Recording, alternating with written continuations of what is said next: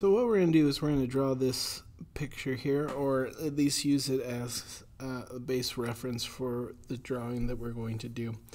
So what I'm going to do is I'm going to place this picture on layer 1, and I'm going to lock this layer. Maybe we'll call this layer photo. So if you double click on layer, you can type in a name for it. So let's call this one photo. Okay, so now that's locked, I'm going to create a brand new layer. And this brand new layer, I'm going to work on my background. So I'm going to grab my rectangle tool over here, and I'm going to draw a rectangle that's going to become the top part of this picture. Okay, I'm going to take out this color. Alright, so I'm going to grab the color and just use my eyedropper to suck out the color for this background. I'm going to use my gradient tool for this, so I'm going to open up this gradient tool. If you don't have your gradient tool open over here on the right, just look under window, you'll be able to find it. So I'm going to take this purpley color and I'm going to drag that into my gradient slider, maybe get rid of the white, so I'll click on this little white circle, trash it, and then I'm going to set this to a 90-degree angle. So I'm going to swap the black and the white. So I'll slide the purple to one side, leave the black over here on the other side to create a little bit of contrast. Okay, so now I'm going to grab my rectangle tool again, and we're going to draw a section for the top of that table. So I'm just going to change the colors here. So I'm going to use a dark green. So if you click on the little color picker icon, you can choose that. So I'll double click on this. I'm going to make this a lighter shade of green. Create a little bit of a highlighted edge. So I'm just going to slide this over a little bit so it creates more of a fine highlight on the top edge. Alright, so now what I'm going to do is I'm going to draw one more rectangle to fill in the rest of the screen. So I'm going to maybe trash this black, and I'm going to slide this green over so it spreads across the tabletop there a little more evenly. Okay, so now I'm done with this layer. I'm going to go ahead and lock this layer. So open up your layers, you can lock that. And then I'm just going to hit this little eyeball to make this part disappear for a while, so then I can see the rest of the picture to continue to drop. So I'm going to create another layer here. This new layer, I'm going to draw my pool cue. So I'm going to grab my rectangle tool and I'm going to draw a rectangle over where that pool cue is. Then I'm going to grab my ellipse tool and I am going to draw an ellipse over where the white stripe is, and I'm going to draw an ellipse for the edge of the little tip of this pool cue. So I'm going to overlap those three shapes here, and you'll notice that I removed the fill color here and I just have the stroke color. That's just so I can see where everything is. I'm going to select those three shapes, and then I'm going to grab my Pathfinder tool. So if you can't find your Pathfinder, just look under window and you'll find it. And we're going to use the divide option. Okay, so after I divide it, I'm going to ungroup it.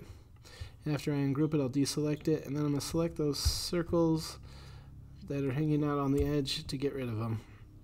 Okay, so now what I'm going to do is grab my eyedropper. I'm going to throw this color into there.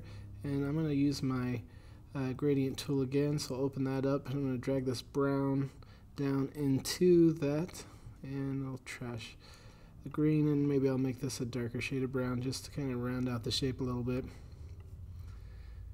Okay, and now I'm going to go ahead and I'll throw a gradient into these other parts. So I'm going to remove the stroke here, and then I'm going to color this line to make it look white instead of brown. So I'll switch that to white on one side and gray on the other using my gradient, and then I'll just make the tip here a couple shades of blue. So maybe I'll have a light blue and a darker blue.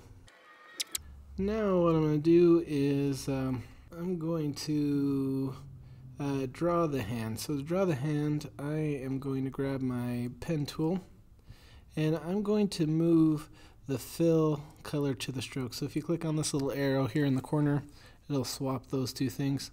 The reason I'm going to do that is so that I can see the outline as I trace around the hand using the pen tool. So when you're using the pen tool, if you click and hold, you can curve the line. If you just click to make anchor points, then it'll give you a straight line. But if you want the line to be a little bit curved, just click and hold and curve it to the direction in which you want it to go. So I'll go ahead and trace around. Okay, so I want to give the hand a little bit of shape so it's not just one solid color. So what I'm going to do is I'm going to trace around a few of these darker areas on the hand. Okay, so now that I've got those darker areas traced, I'm going to take my selection tool and I'm going to select those areas that I traced around to get the darker parts of the hand. So if you take your selection tool, click on your first shape, hold shift, you can select all the individual shapes. Now what I'm going to do is I'm going to grab my eyedropper and I'm going to suck out that darker shade. I'll grab my selection tool and I'm going to select the rest of the hand, and then I'll just get the shade for the rest of the hand. Okay, so now what we're going to go ahead and do is we're going to lock this layer. We're going to hide it, and now we're going to go ahead and work on the pool balls. So let's create a new layer. We'll call this layer balls, because that'll be fun. I'm going to call this layer hand. Okay, so let's go to the balls layer. So the first thing I'm going to do is I'm going to take my ellipse tool and we're going to trace around. On this first one, we're going to create a gradient with this. So I'm going to open up my gradient tool and we'll throw a gradient in there, but I'm going to switch my gradient to radial instead of having it be linear, and I'm going to change the colors from blue to black and maybe a light gray. Okay, so now I've got this darker area coming from the center. I'm now going to use my aspect ratio to have my gradient match the shape of the oval. So if you use your aspect ratio here inside this gradient window, maybe I'll set that to about 30 degrees, so that's probably pretty good. And then what I'm going to do is I'm going to use my transparency tool. So if you don't know what your transparency tool is, just look under window, it'll open it up. And we're going to swap this from normal to multiply. So it's going to make that become see-through. Now what I'm going to go ahead and do is I'm going to make a copy of that, and I'm going to use that copy to do the shadows for all the rest of the other. Okay, so now that I've got these shadows here, we're going to go ahead and draw the balls. So I'm going to grab my ellipse tool and I'm going to take out my fill so I just have the stroke color, and I'm going to start with the balls that are furthest back. So we'll just trace around those using the ellipse tool. So I'm going to make a circle for each ball. So when you're drawing those, if you hold shift on the keyboard, it will help you to draw a perfect symmetrical circle. If you don't hold shift, then you're going to maybe get wonky results. So I would hold shift while you... Okay, so now that I have traced around these, we're going to maybe make some cuts with the pool ball. So I'm going to grab my ellipse tool, and these balls that have stripes on them, we're going to create stripes for them. So I'll grab my ellipse tool, I'm going to leave it hollow. Then what I'm going to do is I'm going to draw a really big ellipse here that's going to create the edge of where that stripe is. So we'll stretch that out, line that up. And I'm going to draw another ellipse here to create the other side of this stripe. So we'll line that up on the edge. Okay, so now what I'm going to do is I'm going to select these three circles here.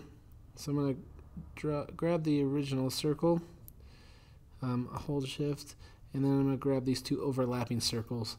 So after I select just those 3 circles, I'm going to use my Pathfinder to divide them. So find your Pathfinder, then we'll divide it. After we divide it, we need to ungroup it. So to ungroup it, just right click, and then you can ungroup. So we'll deselect it and then delete all the extra stuff that we don't need. And now we're going to do the same thing with this other ball over here. So I'm going to take my ellipse tool and we're going to draw a large ellipse to create the edge of where that stripe is. So I'll go ahead and select these 2 circles, so the one I just made and the one that was there originally. We'll use our Pathfinder, divide it, ungroup it, deselect it, and then delete the extra parts. Okay, so now we're ready to start throwing some color in here. So when we divided this one, it brought this circle up in front of this other circle. So I'm going to move this one up to the front again. So I'll just click on it, right click, we'll go arrange and bring to front. Now before I color this, I'm going to trace around these little highlighted dots that are on this yellow ball. And then I'm going to select all those dots. So if I click on the first one, hold shift, I can select all these other ones. Then I'm going to change those dots to white. So let's grab my swatches, change it to white, and then I'm going to take off the stroke. And then what I'm going to do is I'm going to use my blur. So I'm going to go to Effect here at the top. We're going to scroll down to Blur, and we're going to use a Gaussian blur. And I'm going to blur this to about 20 pixels. So I'll go ahead and click OK. And now I'm ready to fill in the rest of the color. So what I'm going to do is I'm going to grab my eyedropper, and we'll grab this yellow color. And I'm going to open up my gradient tool, and I'm going to drag that yellow into the gradient. And I'm going to switch this black to something maybe a little more orangey. And I might even add something a little darker. So if you click on the space underneath this little color slider, you can add colors to your gradient. So I might use some gray here. Now what I want is I want the highlight, instead of being in the middle, I want it to be on top. So we're going to grab this other gradient tool over here on the left side. So while the shape is selected, we're just going to click and we'll drag this down from the top. So when I do this, this is my gradient annotator. It gets in the way sometimes, and it can be a little bit distracting. So to get rid of that, what you can do is if you go under View, just scroll down till you find Hide Gradient Annotator. So that will just get that out of your way to make it a little bit easier to do things. So now I'll just drag that down, click and drag to create my gradient. So I'm ready to move on to the next ball, and this ball, we've got a number 10 on it, so I'm going to go ahead, grab my type tool, and I'm going to drag this over to create a type box, and now I'm going to type out the number 10. So if you want a specific font, just highlight your text, go to the top where it says type, and then you can choose a font that you like. Okay, after you type it out, we're going to switch from the type tool to the selection tool, but we're going to go ahead and leave that selected. And then what we're going to do is we're going to go up to where it says type again, and then we're going to choose the option to create outlines. So what that's going to do is it's going to turn the number into a shape instead of being text. So you can manipulate this the same way you would any other shape that you draw in Illustrator. But once you create outlines, you can't change the font, so make sure your font is what you want. Okay, so now we're going to go ahead and start coloring this. So I'm going to take my ellipse tool, and I'm going to draw a couple little ellipses over these bright highlights, and then I'll select all those highlights. And I'm going to change them to white with my swatches. And then I'm going to blur them out just like we did previously. So if we go to Effect, it's already set with the Gaussian blur, so all I have to do is just come down to Apply Gaussian Blur, and it'll do the same thing it did with the previous one. Alright, so now I'm going to go ahead and fill in some color here. So I'll just take my eyedropper after I select that shape, suck out that color, and then I'm going to drag that color into my gradient color slider, and I'll get rid of these yellows. So if you just click on them, you can trash them, get them out of the way. Okay, so I want to adjust where my highlight area is coming from, so I'm going to grab my other gradient tool, and we're just going to click and drag to create a highlight on the top edge. Okay, so I'm going to grab this other section, and I'll just use the same color setup that I had previously and drag the highlight there. And we'll go ahead and throw this color in here. Okay, I'll drag that into my color fill. Let's get rid of those, and we'll make maybe a darker blue. Okay, then I can take this other gradient tool, just click and drag to brighten things up. So we're gonna just follow this process to do everything else. So to color these other ones, we'll just do the same things that we've already done.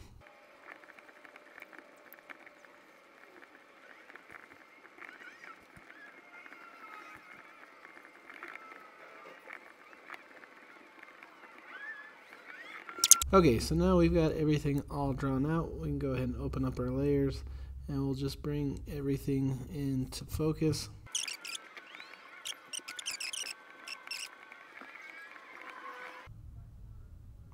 Okay, and there we have it.